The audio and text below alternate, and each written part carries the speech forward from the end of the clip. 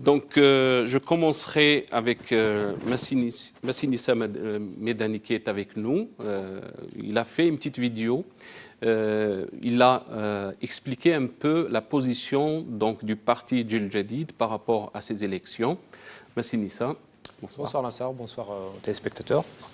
Oui, alors en effet, j'avais fait une vidéo comme un certain nombre de cadres dans le parti pour expliquer la position de Jil Jadid vis-à-vis de ces élections, qui est, je le rappelle, le boycott.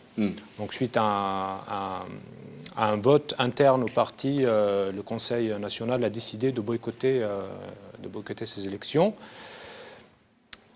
Pour des raisons diverses, je ne sais pas si tu veux qu'on rentre dans le détail tout de suite. Donc la vidéo, c'était beaucoup plus pourquoi la position de Jil Jadid appelle au boycott de ces élections. C'était ça l'objectif de la vidéo, c'était de montrer aux gens qui... Et qu'est-ce que les Algériens y pensent par rapport à ce boycott? Alors, les retours qu'on a eus par rapport à cette communication, c'est que les Algériens partagent cette position.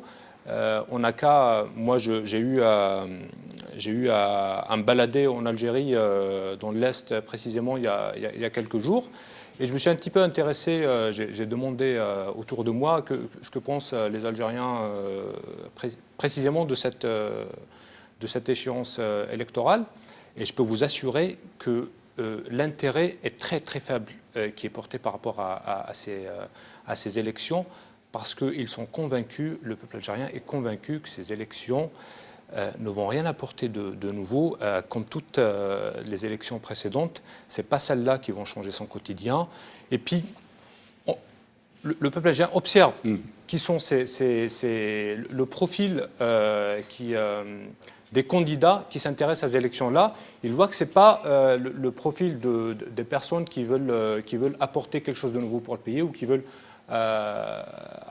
avoir un effet positif sur le pays. C'est juste des gens qui sont là pour... Enfin, je ne généralise pas, mais le constat est là. C'est l'objectif vraiment des gens qui s'intéressent à ces élections, c'est des objectifs personnels, individuels, qui n'ont rien à voir avec l'intérêt. Très bien, très bien. On reviendrait sur... Est-ce que vous pensez, Massinissa, que les élections en Algérie, c'est juste une structure pour faire durer le système? Absolument, bien sûr. La participation, nous, on est convaincus dans Jil Jadid que... Mais déjà, il faut d'abord qu'on redonne la définition et qu'on sache dans quelles circonstances se passent ces élections-là. Je ne sais pas si vous l'avez vu, mais on a tous vu les rassemblements qui ont été diffusés par les médias des partis du pouvoir, où il y avait des chaînes de télé qui interviewaient les présents sur place. Ils ne savaient même pas qui était la personne qui était en train d'animer le meeting. Ils venaient pour un meeting du FLN, ils croyaient qu'ils étaient dans le RND ou vice-versa, je ne sais pas. Donc c'est voir que la rupture vraiment qu'il y a entre le peuple et ceux qui incarnent cette politique en Algérie. Donc pour répondre à la question, bien sûr, les élections, ça reste un appareil de propagande dans les mains de ce pouvoir pour se donner de la légitimité et participer. Nous, on est convaincus que participer à ces élections-là, c'est vraiment c'est d'ajouter, comme je reprends votre expression, de l'eau dans le moulin du pouvoir et d'augmenter sa fausse légitimité. Donc c'est pour ça que le paradoxe, il est là aussi. C'est vrai qu'on a vu des partis qui crient au loup avant d'aller participer aux élections, mais ils y vont quand même. Donc c'est vrai que c'est difficile à expliquer comme démarche politique. Mais voilà. Mais eux, ils avancent un argument comme quoi les élections locales sont différentes des élections législatives ou présidentielles, qu'il faut faire barrage aux partis comme le RND, le FLN. On connaît trop bien ce système qui va pas se laisser faire, qui va pas laisser les autres lui faire barrage. Il va user de toutes les manigances, qu'elles soient légitimes ou pas, pour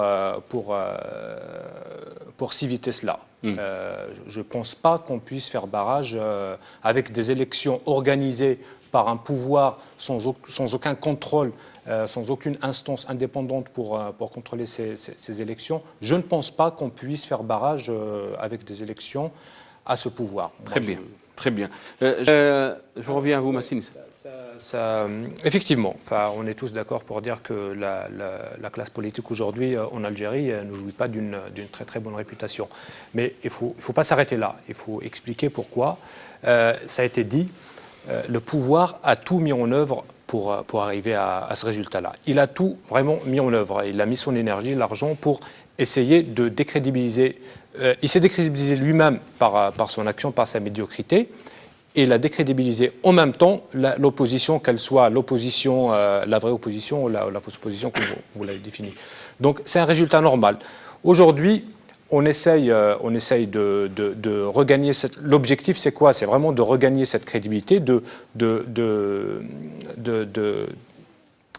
mettre fin à cette rupture entre le peuple et l'appareil politique ou les partis politiques, et ça se fait par le travail. Ça ne va pas se faire du jour au lendemain, ça ne va pas se faire facilement, ça se fait par le travail. Il faut être soi-même crédible pour gagner la confiance déjà de la population, et ensuite essayer de construire quelque chose avec la population, parce que ce n'est pas les partis politiques qui vont eux-mêmes seuls changer les choses. Il faut que la population les suive. Donc c'est vrai qu'aujourd'hui c'est difficile, la situation elle est difficile, mais il faut travailler, il faut continuer à travailler. Donc on reviendra, je pense qu'on a donc à cette situation, à ce régime. Oui, mais ce sont les partis politiques. C'est bien d'en avoir pris conscience, c'est vrai, vous prenez conscience que la population vous rejette. Mais ça, personne ne peut le nier. Oui. Mais la population, elle rejette parce que l'opposition, comme je viens de le dire, je le répète, a été diabolisée.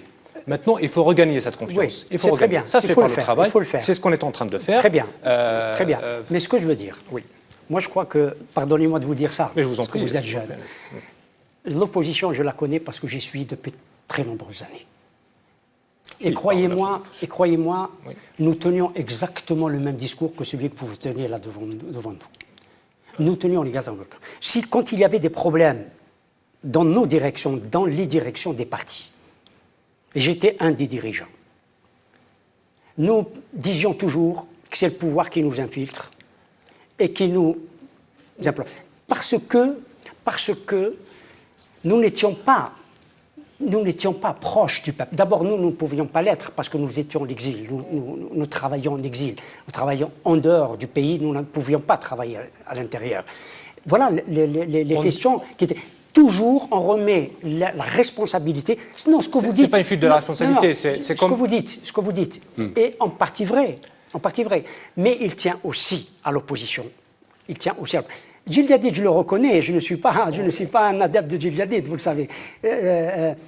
Sauf que j'apprécie la jeunesse qu'il y a dans ce mouvement.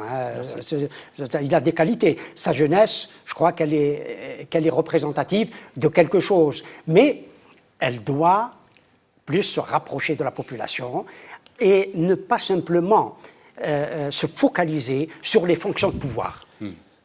Je vous laisse exactement. On partage parfaitement ça. Quand on dit que c'est le pouvoir qui a fait en sorte qu'on arrive à cette situation, c'est pas pour se dédouaner, c'est juste pour donner un vrai diagnostic, un diagnostic réel, pour voir où est-ce qu'il est le vrai problème. Le vrai problème, il est dans le pouvoir. Et une fois qu'on est d'accord sur ça, maintenant, il faut qu'on se mette au travail. Et comme je le disais tout à l'heure, ce n'est pas les partis politiques à eux seuls de changer par coup de baguette magique. Il faut impliquer la société. Et c'est un travail de fond qu'il faut faire. C'est ce qu'on est en train de faire. C'est un travail de fond. Je ne peux qu'être d'accord avec vous. Mais c'est au parti de mobiliser. Et la question se pose. Et elle s'est toujours posée. Bon, Hussein Ait Ahmed a vécu ça, Boudiaf a vécu ça. On profite de leur expérience. Mais le problème, c'est de la mobilisation. Mais comment mobiliser cette population? C'est par donner le bon exemple. Très bien. Parce qu'on me dit qu'on est arrivé à la fin.